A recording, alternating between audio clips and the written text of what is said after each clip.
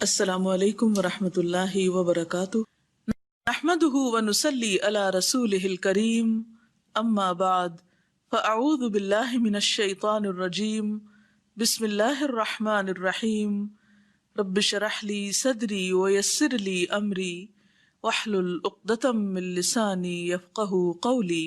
اللہ تعالیٰ کا لاکھ لاکھ شکر ہے کہ اس نے ایک بار پھر ہمیں رمضان المبارک تک لا پہنچایا، ہمیں ایک بار پھر مہلت دی کہ ہم رمضان کی برکتوں سے بھرپور فائدہ اٹھا سکیں۔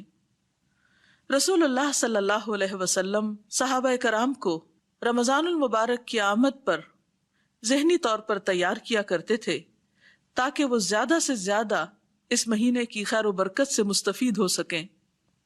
ایک موقع پر آپ نے فرمایا، تمہارے پاس رمضان جیسا بابرکت مہینہ آتا ہے تو اللہ تعالیٰ اپنی رحمت سے تمہیں ڈھانپ لیتے ہیں، گناہ معاف کر دیتے ہیں، دعائیں قبول فرماتے ہیں، اور اللہ تعالیٰ تمہارے ذوق اور شوق کو دیکھتے ہیں، تمہاری وجہ سے فرشتوں پر فخر کرتے ہیں، پس تم بھی اپنی طرف سے اللہ تعالیٰ کو بھلائی دکھاؤ، یعنی اس مہینے میں خوب خوب نیکیاں کماؤ۔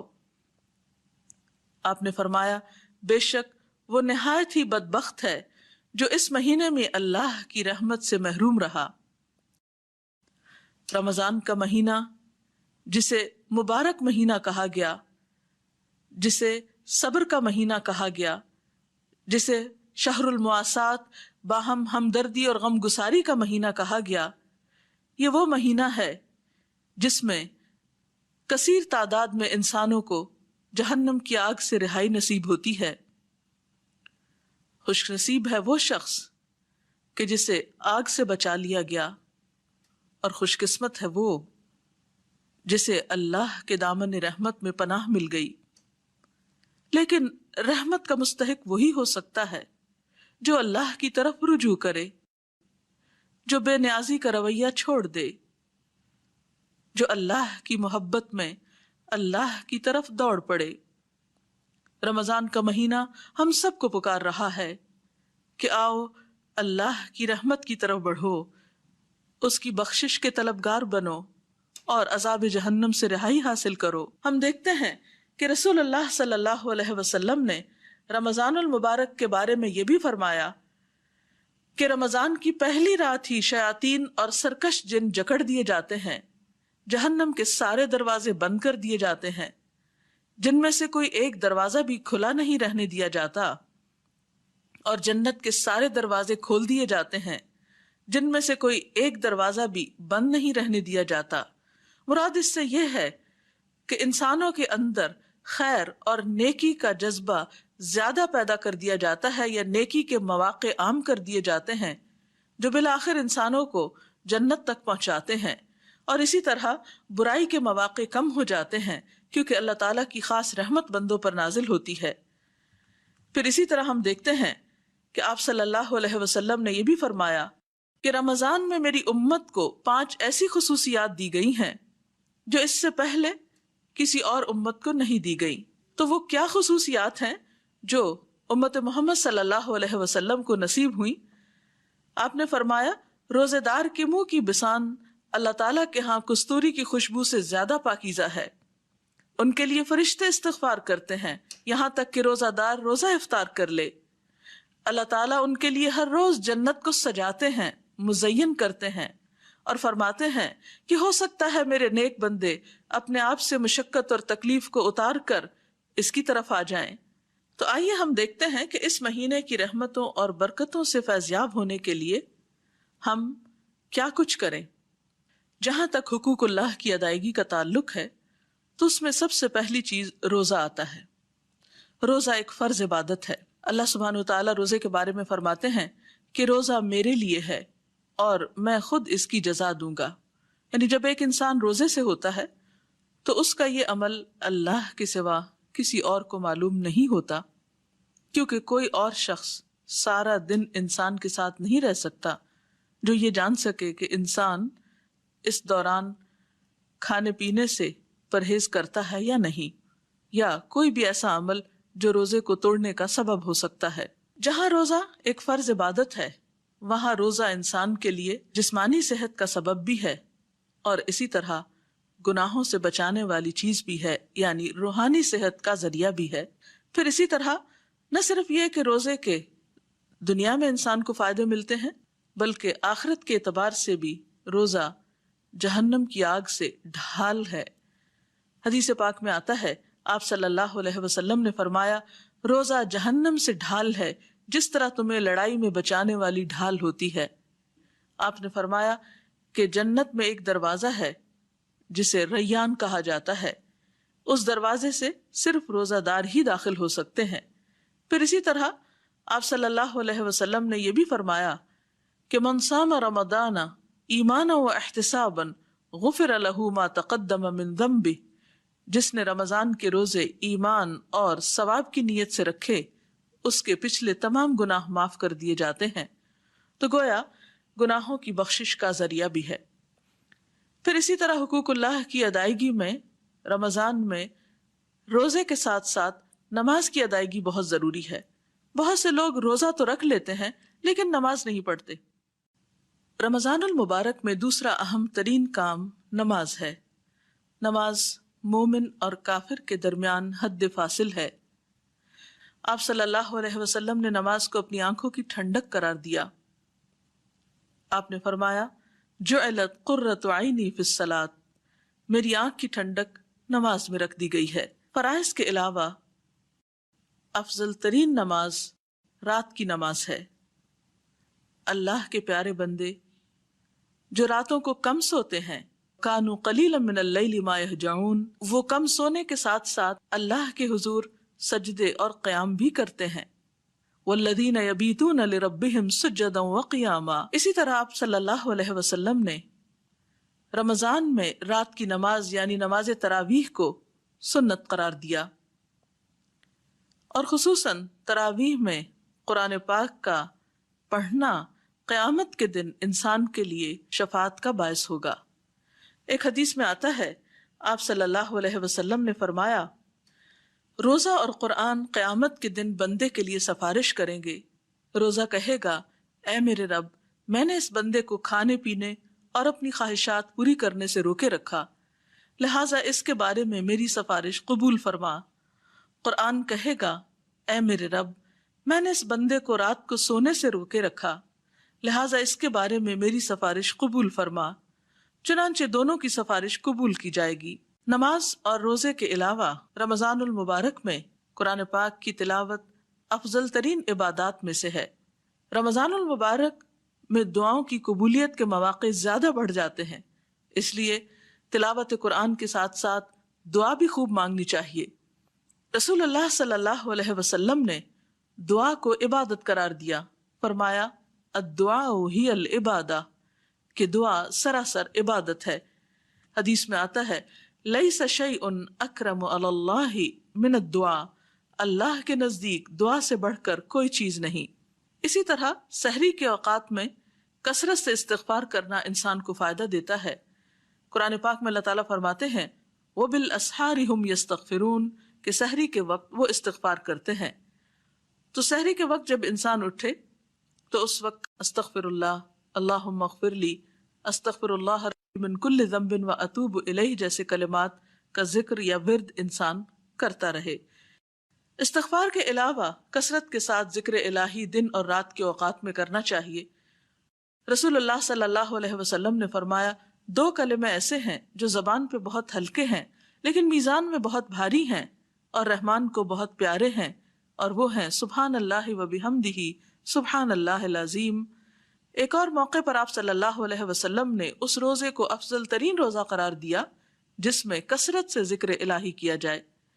پھر اسی طرح صدقہ و خیرات بھی کثرت کے ساتھ کرنا چاہیے۔ حضرت ابن عباس فرماتے ہیں کہ رسول اللہ صلی اللہ علیہ وسلم بھلائی کرنے میں بہت سخی تھے، لیکن رمضان میں جب جبریل علیہ السلام آپ سے ملتے تو آپ اور بھی زیادہ سخی ہو جاتے تھے۔ رمضان میں جبریل علیہ السلام ہر رات آپ سے ملاقات کیا کرتے تھے، اور نبی صلی اللہ علیہ وسلم رمضان گزرنے تک انہیں قرآن مجید سناتے تھے۔ جب آپ جبریل علیہ السلام سے ملتے تو آپ کی سخاوت تیز ہواؤں سے بھی زیادہ ہو جاتی تھی، یعنی جس طرح تیز ہوا ہر چیز تک پہنچ جاتی ہے، اسی طرح آپ کی سخاوت کے اثرات ہر شخص تک پہنچتے۔ اور صدقہ خیرات میں خاص طور پر زکوٰۃ کی ادائیگی کا ضرور خیال رکھنا چاہیے، کیونکہ بسا اوقات فرض عبادت کو چھوڑ کر جب نفل عبادت کی جاتی ہے تو اس وقت تک وہ قبول نہیں ہوتی جب تک انسان اپنے فرض کو ادا نہیں کرتا۔ پھر اسی طرح اگر موقع ہو تو رمضان میں عمرے کا اہتمام بھی کرنا چاہیے۔ رسول اللہ صلی اللہ علیہ وسلم نے فرمایا، عمرۃ فی رمضان کحجۃ معی، کہ رمضان میں عمرہ کرنا میرے ساتھ حج کرنے کے برابر ہے۔ اور پھر حقوق اللہ کی ادائیگی میں، عبادات میں خاص طور پر آخری عشرہ بہت اہم ہے، جس میں طاق راتیں آتی ہیں، اور انہی طاق راتوں میں سے ایک رات لیلۃ القدر ہے، جس کے بارے میں قرآن پاک میں فرمایا گیا کہ لیلۃ القدر خیر من الف شہر، کہ لیلۃ القدر 1000 مہینوں سے بڑھ کر ہے۔ لہذا اس کی تلاش میں انسان کو آخری عشرے کی طاق راتوں میں زیادہ وقت جاگ کر عبادت کرنا چاہیے، تاکہ زیادہ سے زیادہ انسان اللہ تعالیٰ کی رحمت کو پا سکے۔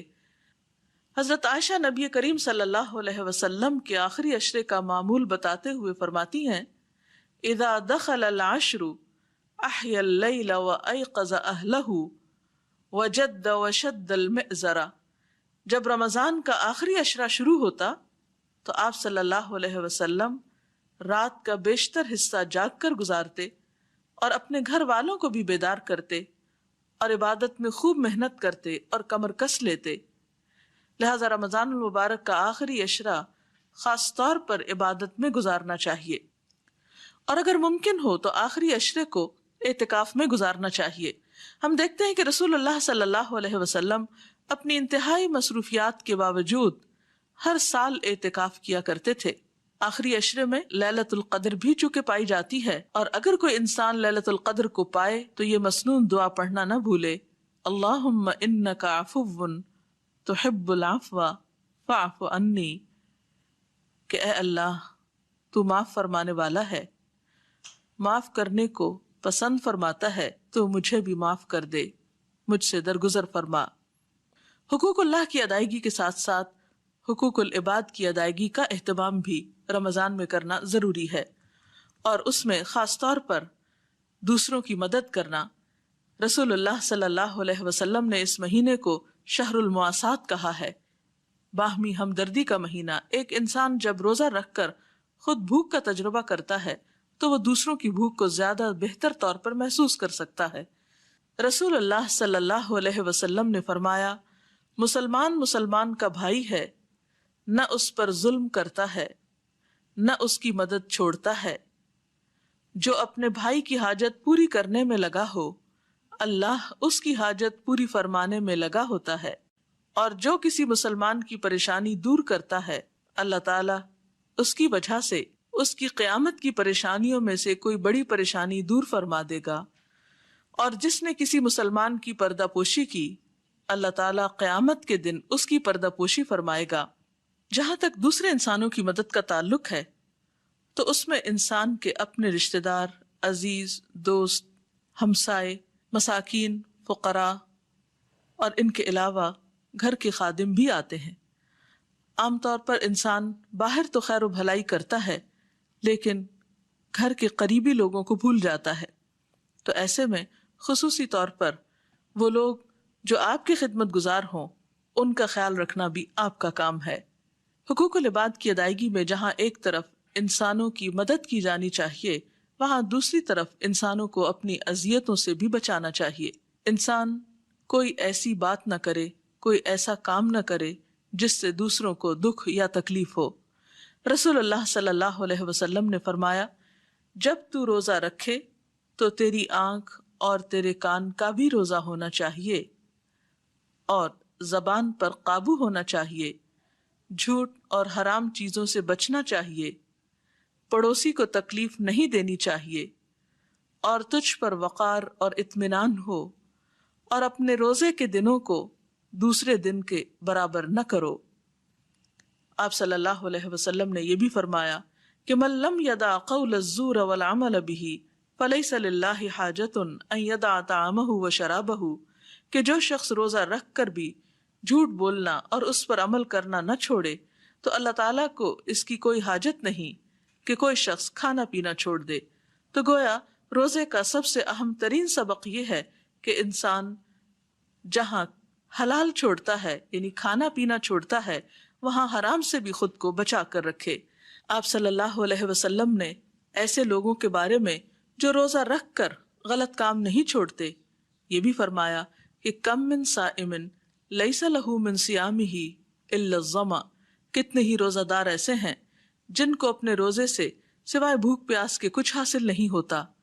وَكَم مِّن قَائِمٍ لَيْسَ لَهُ مِن قِيَامِهِ إِلَّا السَّحَرُ، اور کتنے ہی راتوں کو قیام کرنے والے ایسے ہیں کہ جن کو رات جگے کے سوا کچھ حاصل نہیں ہوتا۔ بہرحال ہم میں سے ہر ایک کو ضرور یہ سوچنا چاہیے کہ اس نے رمضان سے کیا فائدہ اٹھایا اور کیا واقعی یہ رمضان اس کی بری عادات کو اس سے چھڑانے کا سبب بنا یا نہیں۔ آپ صلی اللہ علیہ وسلم نے فرمایا جس نے رمضان کا روزہ رکھا اور اس کی حدود کو پہچانا اور بچنے والی چیزوں سے بچا اس کے سابقہ گناہ معاف کر دیے جاتے ہیں۔ تو اللہ تعالیٰ سے دعا ہے کہ اللہ تعالیٰ ہمیں بھی ان لوگوں میں شامل فرما لے۔